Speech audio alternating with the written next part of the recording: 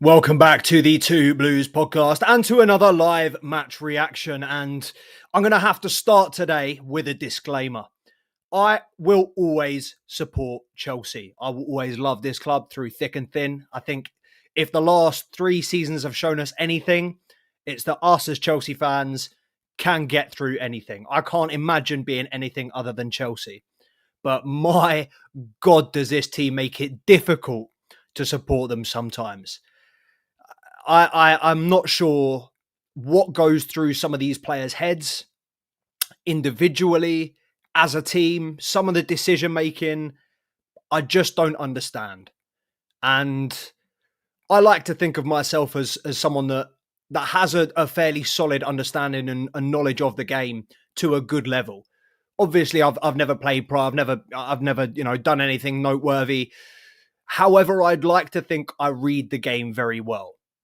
And I just do not understand how, as a professional footballer, you can be making the same basic mistakes week in, week out, the same miscommunication issues, the same errors passing out from the back. It's just the same problems repeated over and over again, week in, week out, season on season.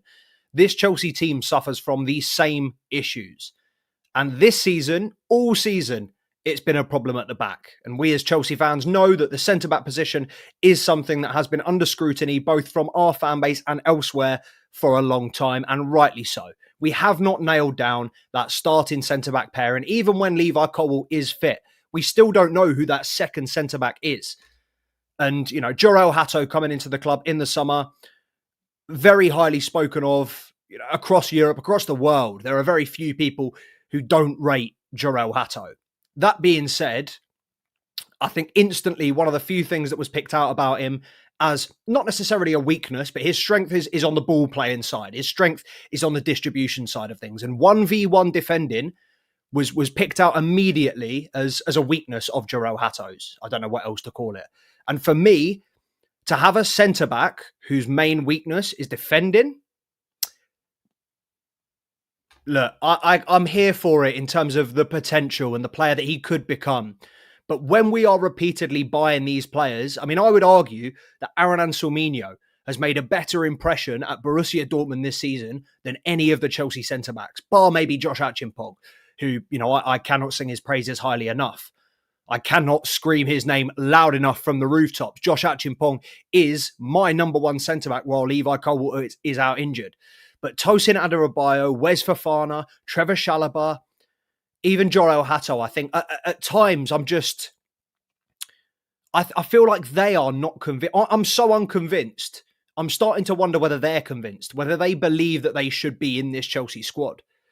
And I saw a few journalists saying that one of the issues in the first half today for Chelsea was that we can't expect to just turn up and we are Chelsea. Lads, we haven't been that team for a long, long time. We haven't been that team to be able to go into European competitions and say, oh, we'll turn you over. Look, last season was an anomaly. Last season was the Conference League. You can't compare that to the Champions League in terms of competitiveness. You just can't. It is chalk and cheese. And to say that, Chelsea just turned up expecting to win, I don't think we did. I don't think those players have that belief, have that confidence in themselves. And I do feel like a lot of these Chelsea players, and it makes sense because they are, so young. I do feel like a lot of these Chelsea players are so confidence driven to a point where if something goes against them, if they lose a 50-50, they make the wrong decision, the ball doesn't quite go in or it doesn't quite reach their feet, their head drops. Instantly, it's right, well, I'm not going to try that again. All right, well, I'll just keep possession. Esteban Willian, the only bright spark today for me, the only positive I think we can take from today was Esteban Willian's performance. And what I love so much about Esteban is not just the undoubtable talent. The quality is there for all to see. What did he become today? The first Brazilian or youngest player to score in back-to-back Champions League games. I don't know. He is our top scorer this season on, I think it's just 4 goals, which is absolutely crazy that we're going back to, after spending all that money, we're going back to that Jorginho season where our top scorer was Jorginho on 5 penalties. I can't believe we're back in and around those conversations, bearing in mind the money that we spent at the top end of the pitch. But Esteban Willian, more than just his goal contributions. It's his style of play. It's the fact that he just gets the ball and runs. He gets the ball and goes. He not only does he have confidence in himself, in his own ability to pull off whatever he's got going on in his head, he has the vision and the perseverance to do it again and again and again. And he understands, if you don't buy a ticket, you don't win the raffle. If you don't take a shot, you won't score. Esteban Willian might have 10, 15 shots a game, and some people might say, oh, he just gets the ball and shoots every time. He scores. He makes something happen. And when you look at players like Gittins, Garnacho on the other side that are getting into situations in and around the box, and I know that Garnacho scored one, but I don't really want to sing his praises today. I think he was fairly poor and just kind of scored the goal, and that was it. That was it was as if that was enough of an impact for him to have had to say, yeah, my job's done. And I think the little flicks and the tricks, I'm just not sold on it. But the thing that I'm least sold on is these wingers in 1v1 situations. When Esteval gets the ball, he goes at his man. Whether it's inside, whether it's down the line, he will always try to A, get a shot off, or B, get a ball into the box. And more often than not, 9 times out of 10, he does it. There are very few times when Esteval doesn't get his end product off. It might not be amazing all the time. It might not be on target. It might be blocked. It might be saved. But he gets his end product off. And there were so many times, 3 or 4 times in that first half, where I'm looking at Jamie Gittins. Yes, he might have had, 2 defenders. They might have been doubling up on him. So you've got to give him a little bit of leeway for that. But there were at least 2 or 3 opportunities in the first half where he could have got a shot off and didn't. And I'm just looking at him. I'm just looking at Esteval on the other side, thinking this kid is 3-4 years there younger. This kid should be behind them in every sense of the word, in terms of development, in terms of where they are, where their game is. But he is so much more, not just better in terms of his quality, his technical ability. He is so much more mature. The fact that he is willing to grab the game by the scruff of its neck and do it himself, that is the mentality that I've been saying that we need in this Chelsea squad. It's all well and good having the experienced players, the players that have been there, done that, got the T-shirt, which again, I've been a big advocate for in this club. I think, yes, building around the youth and building around these young players, fantastic idea. But in any championship winning squad, you have leaders, whether they are on the pitch or off the pitch. You have leaders in the dressing room, players that have been in big competitions at the latter stages. You need players that have played Champions League semi-finals, finals, World Cup semi-finals, finals. You need those kind of mentalities to play those big games, because today, that defence, I mean, look, we're going to go to far more imposing grounds and far more difficult situations than Qarabag away. Look, Azerbaijan, they might have only got in at 1 last night. It might be, the other side of the world or the other side of Europe. There's no excuses to be shitting yourself every time the ball comes to you. Those defenders in the first half, it looked like they weren't even, before they even took their first touch, they saw the ball come in and they went, boom, panic button. Everyone, panic stations. What do I do? I can't. Oh my God! I can't pass to him. I don't want to give it back to keeper. Look, I know Hato fell over on the second one. I think just in terms of the all-round lack of confidence at the back, I do think it all stems from the back, because going forward, you can score 4 or 5 goals, which we've done multiple times. Doesn't mean fuck all if you're going to concede 5, 6. And the attacking players must be, look, I understand that they've got to do their shift and whatever, but at the end of the day, the team is split between your responsibilities. Your attackers score your goals, your defenders keep them out. And that's how a team like Arsenal, you look at a team like Arsenal who doesn't have the depth of attacking quality that we have, that probably don't create as many chances as we do from open play. But you look at how rock solid they are, and you look at how often they feel under threat, under the cosh. How many times do you think Arsenal fans watch Arsenal this season with their hands clenched and going, I don't think we might concede? Chelsea are the only team I know of the pedigree, the only Champions League quality team I know that think that they can just coast, that think that they can just... I honestly don't know. I genuinely, I feel like the lack of confidence, the lack of trust in this team, that all stems from the back. It just needs to be addressed in January. Whether it's picking two centre-backs and just starting them every game, regardless of what happens. Whether it's when Colwell gets back, him and Archibald, I don't care what it is. The centre-back solution needs to be fixed stat. Because the fullbacks, we've finally got Reece James back to full fitness, back to where Enzo Maresca thinks he can play 3 games a week, which I'd never thought I'd see the bloody day. Reece James is virtually fully match fit, as match fit as he ever has been, ever will be. Cucurella, ever present at left back, whether it's a cup competition, Premier League, you can rely on Marc Cucurella to be there and to put in an excellent performance. But those centre-backs, whether it's Tosin, whether it's Fofana, whether it's Hato, whether it's Chalobah, I don't trust any of them as far as I could throw them. And as much as I support the club, support the team, I think Chalobah, model professional last season. I've said it a while. I think Tosin is a great character for the back room, a great character for the team.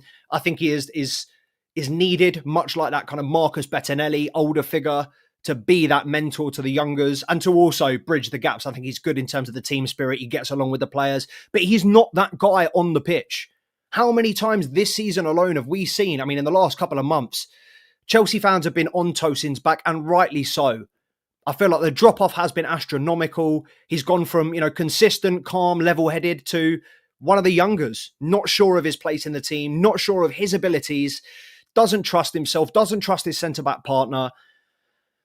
Look, Hato's a little bit of a difficult situation because he hasn't played as many games as Chalobah, as Tosin, as Fofana. He's obviously new to the club this summer as well. So I am going to give him a buy for this one. I don't, however, think he should be starting as left centre-back anytime soon. I said in my story a couple of weeks ago, is it time now that we play Achimpong and Hato, or is there still experimentation to be done elsewhere? And I think while I would like to see those two, I think you look at them on the face of it, the inexperience, if Hato has and makes mistakes like he did today, you need someone in there alongside him to just bring him back down, to just knock the ball past, keep the ball, get him back to where he needs to be. And that person in this squad is Reece James. There is no substitute for him at centre-back. I don't think we're ever going to see Fofana get an extended run of games. I think, Badiashil's virtually a write-off at this point. I know he's supposedly back from injury soon. He's never going to be, that starting centre-back. All these players that Chelsea have given opportunities to, I think have proven themselves not necessarily to be not good enough, but they're not good enough to be a starter. They're not a Saliba, a Gabriel, a Van Dijk. They are not that next level, that upper echelon of defender that Chelsea need if we want to challenge. I've said so many times, look, I love these players. I'll back them. I support them.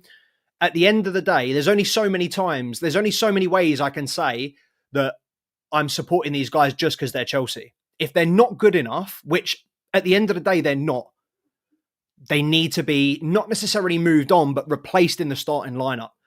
This starting centre-back for me is becoming a major issue now, because Levi Colwell I'm very happy with, and Chelsea fans were all too happy to slag him off as soon as he gets injured. Oh, where's Colwell? Colwell's our best defender. Hindsight is 2020. But we need to lock in now. I think January, we've got to buy a centre-back. I can't believe it, but I think Disasi has got to be moved on. I think, we're expecting Disasi to be moved on. He's not part of the squad. I think Disasi's got to be moved on. Badiashil's got to be moved on. Fofana, we've got to start making inquiries about getting him moved on in the summer. Play him once every 2 weeks, keep him fit, keep him injury-free, try and get his price tag up to 30, 35 mil, because let's be honest, no one's paying more than 20 million, 25 million for Wes Fofana, and you'd be lucky to get that. Similar fee to what we got for Armando Broja, Leslie Ugo Chukwu. And this is a player we paid 70 million for a couple of years ago. But I just feel, he's run his course. And, again, frustrating in the middle with Lavia today, especially after Enzo Maresca comes out, gives this big spiel about he's finally at a position where he's fit. We're just managing him, getting him back to full fitness, getting him back to a place where he can play every single week like we have done with Reece James. We've seen it's a long process with Reece James, but at least with Reece James, there were intermittent periods of being fit. With Romeo Lavia, it feels like He's back for 90 minutes at a stretch, 135, 1.5 games, and then he's back injured. I just, again, it's another player that I think is immensely talented. I think Romeo Lavia, in terms of value for money, I was up there in saying that he's better value for money than Enzo Fernandez and Caicedo at 2.5 times the price. Romeo Lavia for 40 mil, I think was an absolute bargain. I think he's an absolutely phenomenal player. There is a brilliant player in there somewhere, but again, it's just how long are we prepared to sit and wait? Because while Romeo Lavia is kind of consistently not stunting his own development, but while his development has hit a plateau, you've got Andre Santos, you've got Dario Esugo, you've got other players doing the bits, Reggie Walsh, Sam Raksaki, Keanu Dyer in the youth team and on loan this season. I think there are a lot of players in that position. It's very, very competitive, as is every single position at Chelsea. And I feel like it's one of those where I have not been massively against this kind of 2-season rotating window of, look, if you haven't made an impression in 2 seasons, you're gone. You're out the door. I think at a club like Chelsea, while it's been a little bit tumultuous in the last couple of seasons, it's been difficult with the just the sheer turnover of players. You look at the fact that our team is virtually completely different 11 to the team that started the Premier League last season. But I do think with certain players, it's necessary, because we're just going to sit here and say, look, we see the potential. Whenever this guy does play, I think he's great. But how many times have we heard availability is the best ability? And as much as I love Romeo Lavia, he's going to have to, something is going to have to change if he is going to be a part of this squad. Otherwise, he's going to get left behind. And that is through no fault of the club. That is just, it's a ruthless business. And unfortunately, as good as he is, I'm going to take Andre Santos over Romeo Lavia every single day of the week and twice on a Sunday at the moment, because the guy is there every single week, ever present, always giving his all. And not that I can't say that for Romeo Lavia in terms of giving his all, his ability on the pitch, but he's not there. And Chelsea have invested so much money in maybe players, and players with potential, and players that we're hoping will hit their height in 5 years. Unfortunately, we don't have the patience. We don't have the time. Football moves quickly, and we just can't be affording these players the opportunities that we are if we want to compete at the top. And that is the unfortunate reality, the harsh reality for a lot of these players, is for us to upgrade and for us to reach that next level, you're going to have to move certain players on. But yeah, I think that's about as much as I can talk about that game. Obviously, yeah, fairly miserable. Would have done a match report in more detail tomorrow, but I thought, you know what, the quicker we get this swept under the rug, the better. Chelsea now have a game against Wolves on Saturday. Wolves obviously managerless at the moment, yet to see if they will pick up a new manager before the weekend. That new manager bounce versus Chelsea hits different. So, I'd be very surprised if they didn't at least pick up somebody and, just throw the kitchen sink at us. Because if there's any team that's going to hand you points this season, Wolves, it's us. And you're welcome in advance. But yeah, I'm going to put out a new Loan Watch video either tomorrow or Friday. I'm going to film it tomorrow. So I'll keep you posted on the socials. Make sure to follow @2Blues Podcast on the Instagram to stay up to date with all of the latest Chelsea info. I did do a graphic post earlier as well on the under-19s. They beat Qarabag under-19s 5-0 in the UEFA Youth League. Game was abandoned. Not even 5-0 in 90 minutes. Game was abandoned due to a racist abuse. I think the game was stopped 3 or 4 times. Qarabag Ultras decided to turn up and hurl abuse at some 18 and 19-year-olds from London, which is a very interesting life decision and choice to make. But you can see some information from that game in the story. Jesse Derry grabbed another 2 goals. So that's who the latest post is on. If you want to read more about one of Chelsea's latest up-and-coming talents bought from Crystal Palace in the summer, likened to Jack Grealish and Wilfried Zaha, Go and look at the latest post out now. Jesse Derry, 7 goals in 13 games for England, for Chelsea this season. 2 more today against Qarabag. So ending the day on a positive note. And like I said, loan watch in the next couple of days. We're going to be talking about all of the Chelsea youngsters on loan across the globe. Goals for Nicholas Jackson and Sulminio. Fingers crossed he gets minutes tonight. And also a reunion next month for Omari Kellyman as Chelsea play Cardiff in the Carabao Cup. But until then, like I said, make sure to like, comment, subscribe to the channel if you haven't already. It's our 2-year anniversary, I believe, today. I think the channel is 2 years old today. So big up the Two Blues. Appreciate you. If you've ever watched, liked, commented, if you've supported us in any way, I appreciate you. You're the reason we continue to do this. So, like I said, continue to support us at Two Blues Podcast on all socials. Until tomorrow or the next day, up the Chels.